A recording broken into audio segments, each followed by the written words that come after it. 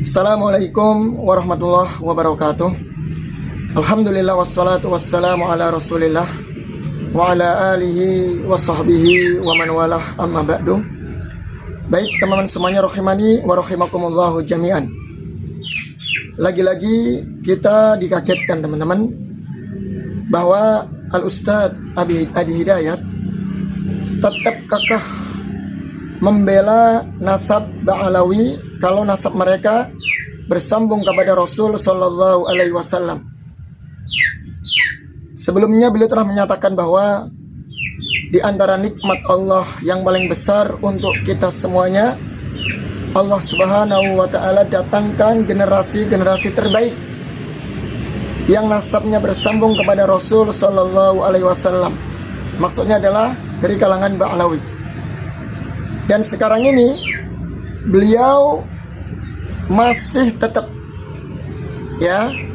membela nasab Ba'alawi, padahal kita tahu teman-teman dari ceramah-ceramah mereka yang jelas-jelas isinya kedustaan, khurafat, dongeng, sampai di antara mereka yang mengatakan kalau Allah ingin menurunkan adab di muka bumi ini, Allah minta izin kepada wali kutub.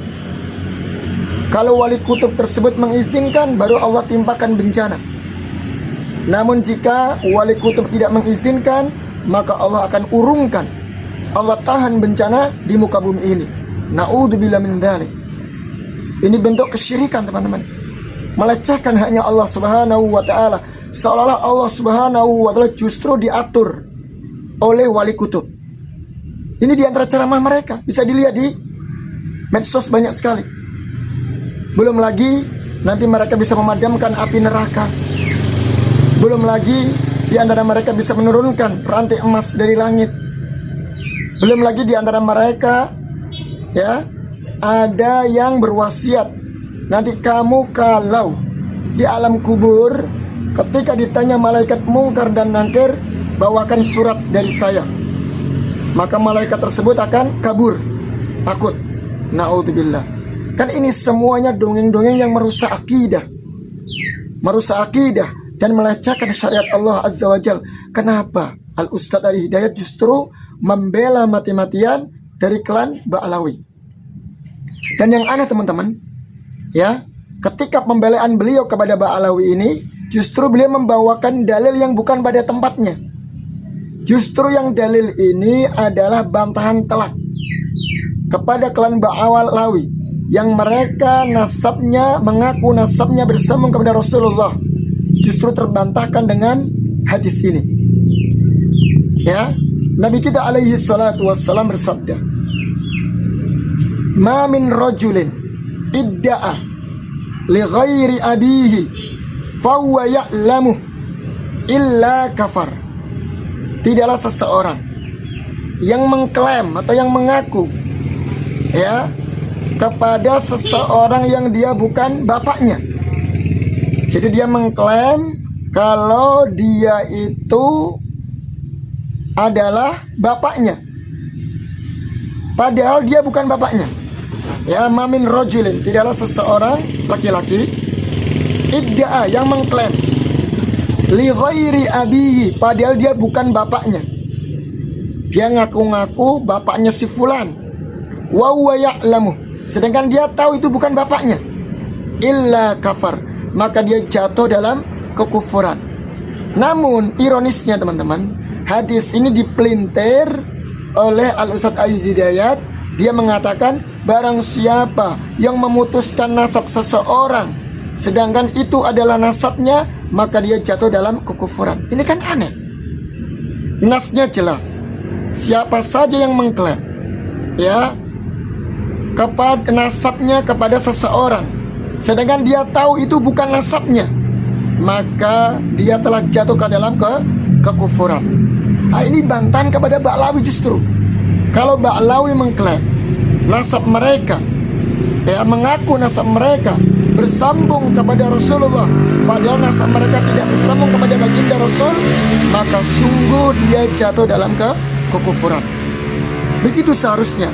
Bukan berarti bukan malah dipelintir ayat ini kepada orang-orang yang menggugat nasab Ba'alawi, ya, seolah-olah beliau menggugat atau menjadikan hadis ini sebagai ancaman kepada orang-orang yang menggugat nasab Ba'alawi.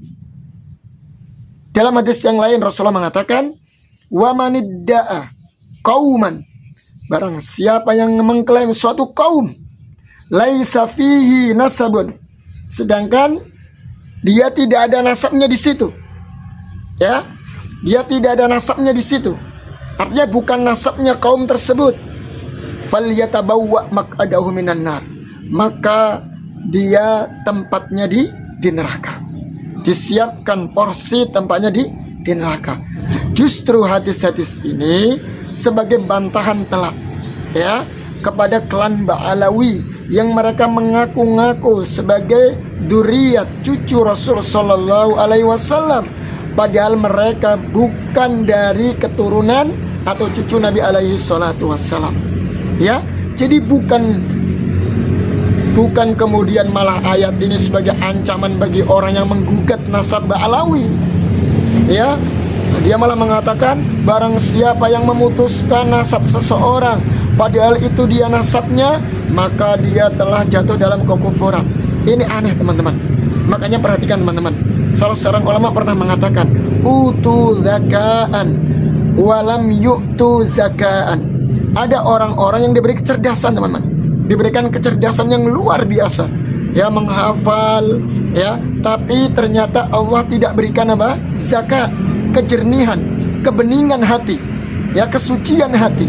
Padahal jelas, ya, Ba'alawi tahu sendiri, ya, bagaimana khurafat-khurafat yang mereka sebarkan, akidah-akidah yang menyimpang, tauhid yang banyak sekali penyimpangan di situ, bahkan mengajarkan kesyirikan, perkara-perkara bidah dan yang lainnya.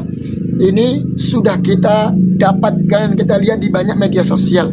Namun kenapa masih dibela, ya, dari kalangan Ba'alawi ini? Ini kan aneh. Baik teman-teman, kita akan dengarkan bantahan telak dari Al-Ustadz Suparman ini dari Lampung, membantah telak, ya, argumen dari Al-Ustadz Adi Hidayat yang beliau mati-matian membela nasab Ba'alawi. Baik teman-teman, kita akan dengarkan. Yang pertama, ini bagi masyarakat awam juga perlu diketahui. Dalam pandangan Islam, nasab ini persoalan yang sangat sensitif. Mau kita melakukan pendekatan dengan hadis riwayat Al-Bukhari dan Muslim yang tersambung pada sahabat Abu Dzar Al-Ghifari, saking sensitifnya Nabi memberikan pengingat. Jika nasab yang benar itu kemudian sengaja diputus, maka resikonya adalah kufur. Ma min rajulin idda'a, tidaklah seorang lelaki mengaku bil ghairi abihi, kepada menasabkan sesuatu kepada yang bukan dari bapak jalur nasabnya, bahwa kufur, maka dihukumi dengan kufur. Ya, jadi kalau ada seseorang yang dengan pandangan tertentu mencoba memutus nasab seseorang yang sudah valid, tercatat, terbukti, dan ternyata nasab itu benar, kemudian mencoba untuk diputus, maka resikonya kufur. Ini kan masalah. Nah, kemudian juga dalam hal yang sama, ketika ada seseorang menisbatkan yang bukan kepada nasabnya, maka falyatabawwa maq'adahu minan nar. Kalau seseorang mengaku-ngaku bagian dari nasab yang bukan nasabnya, maka tempatnya di neraka. Nah, oleh karena itu ini persoalan yang tidak mudah, ya. Jadi jangan ditarik ke ranah kalangan masyarakat awam. Selesaikan di ranah ilmiah, ada pengujinya, ada hakimnya, ada bukti-buktinya, ada sistematikanya, sehingga tidak nanti banyak orang terjebak pada satu masalah yang ini jadi problem kemudian hari saat kembali pada Allah Subhanahu wa taala. Siapa yang akan bertanggung jawab kalau tiba-tiba ada orang mencaci maki nasab tertentu, kemudian tidak seperti kenyataannya, dan dia menghukumi terputus, lalu terkena kemudian dengan ancaman hadis ini? Yang bertanggung jawab siapa? Kan jadi masalah. Nah, jadi nasab itu sangat sensitif, dinisbatkan kepada yang bukan dari turunannya masalah, mengaku-ngaku bermasalah, berbangga-bangga juga masalah. Assalamualaikum warahmatullahi wabarakatuh.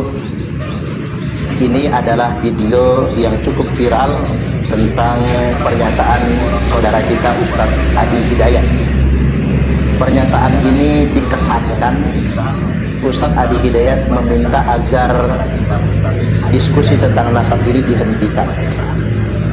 Saya melihat video ini disebarkan untuk menjadi penengah. Saya pikir ini bukan penengah, tapi justru bisa mengembangkan masalah, bahkan bisa mengabulkan masalah, bahkan bisa memperkeruh masalah. Kemudian yang berikutnya, saudara kita Ustadz Adi Hidayat tampaknya kurang teliti dalam perkara ini. Mengapa saya mengatakan kurang teliti? Ketika beliau beristidlal dengan hadis Nabi yang disebutnya dari Sahih Bukhari dan Sahih Muslim, ma min rajulin idda'a li ghairi abihi. Kan hadis ini jelas menggunakan manafiyah yang maksudnya kepada jumlah fi'liyah. Mestinya ini ada istisna. Coba kita buka bab istisna. Tapi beliau, saya katakan kurang teliti, justru mengatakan bahwa kufrun ini kan bisa diketawakan oleh santri-santri kita yang sedang belajar nahwu.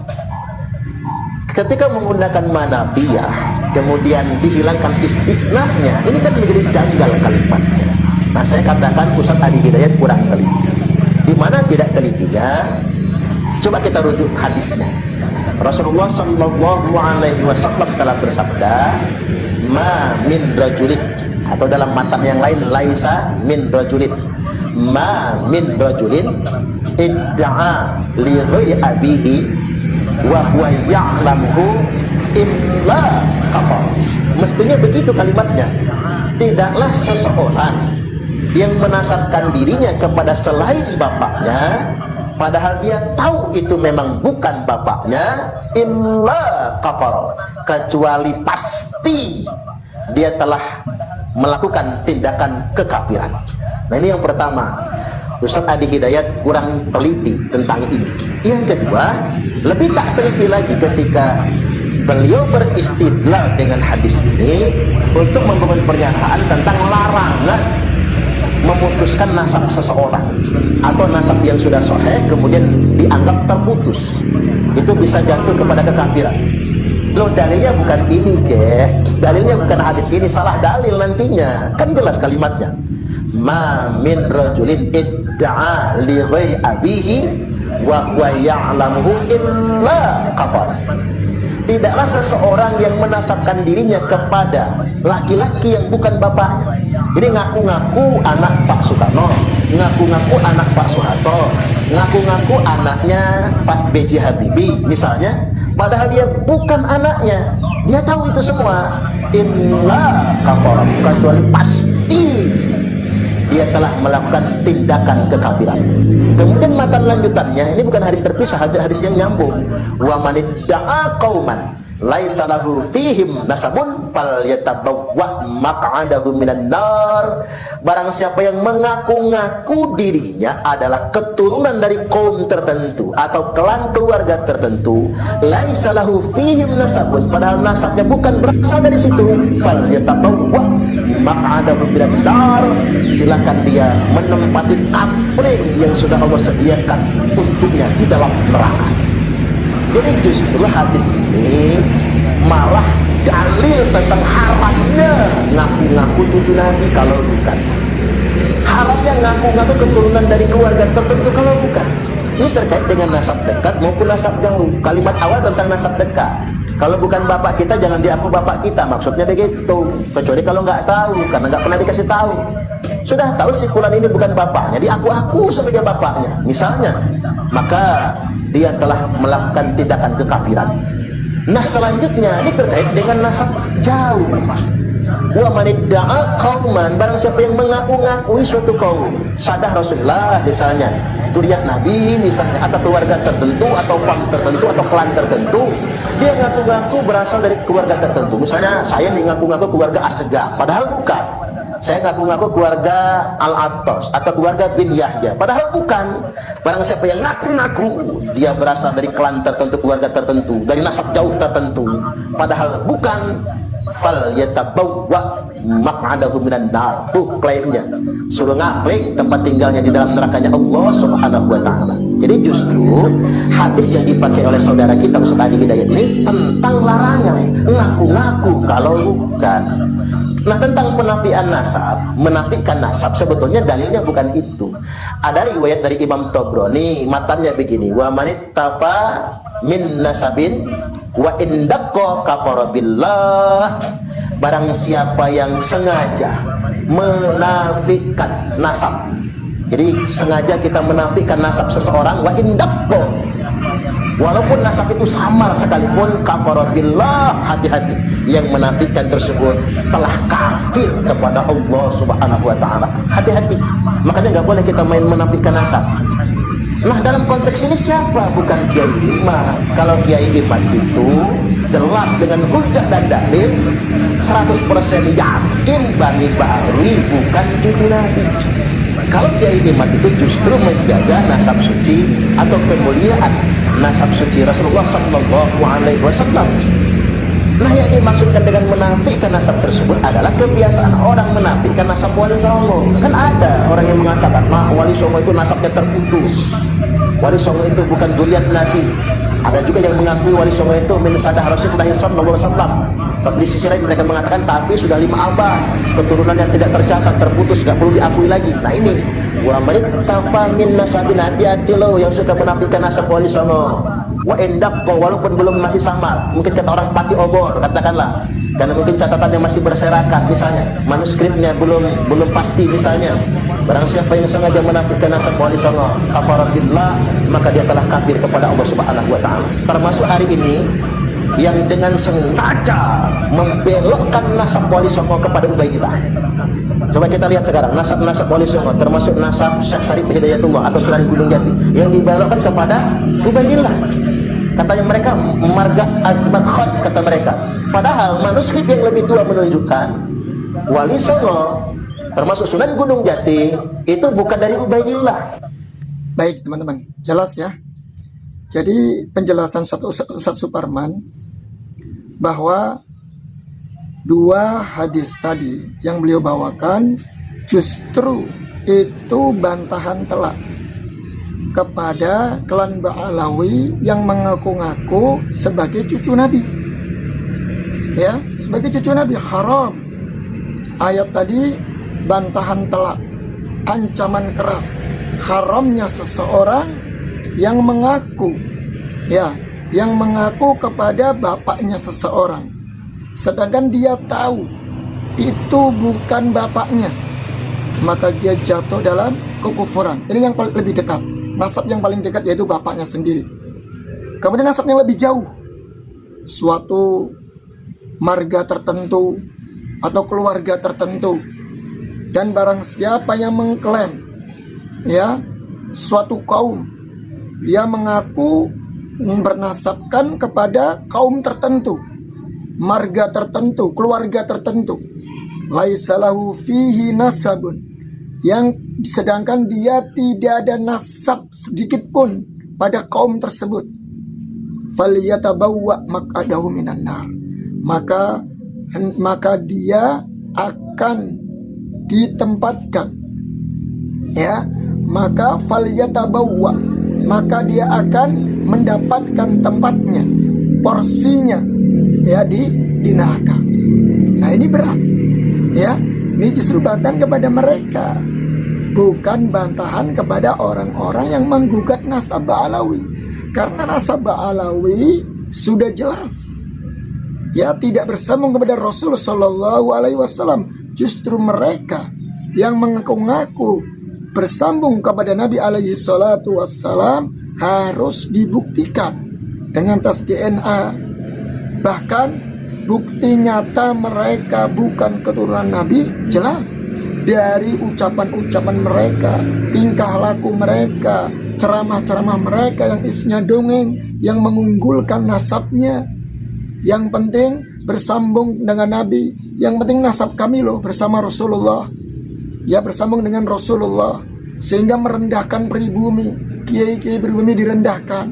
Ini teman-teman, makanya Kiai Imat itu membuka fakta dan data, ya, yang menunjukkan bahwasannya ini loh, silsilah mereka itu ternyata tidak bersambung kepada Rasul sallallahu alaihi wasallam.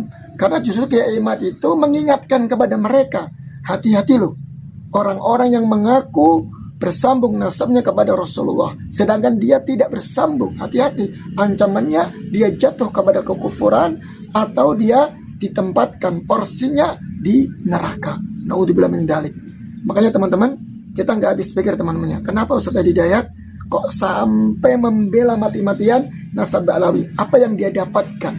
Keuntungan apa yang dia dapatkan? Padahal kita tahu ceramah-ceramah mereka itu merusak akidah. Baik teman-teman, hanya kepada Allah kita memohon taufik dan hidayah, karena dialah Allah tabaraka wa ta'ala pemilik hidayah. Ya, pemilik hidayah. Kita hanya seorang hamba yang berusaha mengingatkan, memberikan nasihat supaya kita dijauhkan dari pemahaman-pemahaman yang menyimpang. Billahi taufiq wal hidayah. Wassalamualaikum warahmatullahi wabarakatuh.